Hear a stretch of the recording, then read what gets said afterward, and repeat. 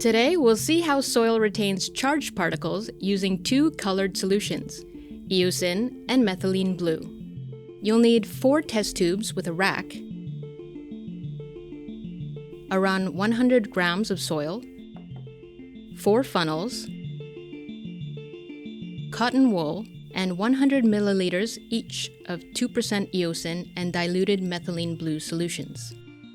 Start by placing cotton in 2 of the funnels and inserting them into the test tubes.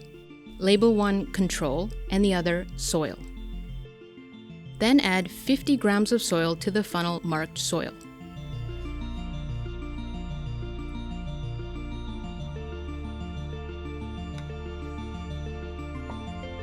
Pour eosin solution through both funnels.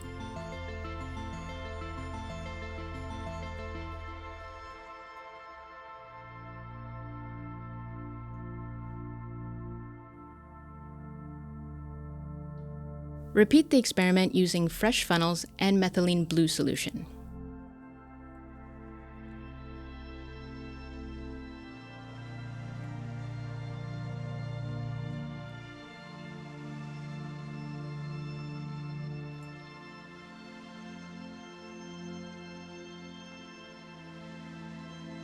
Now compare the colors in both tubes.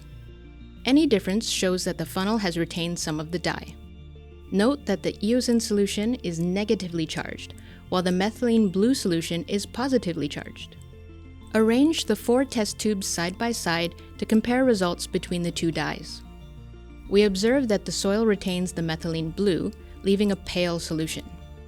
This shows that the soil, specifically the clay-humus complex, is negatively charged and is able to retain cations.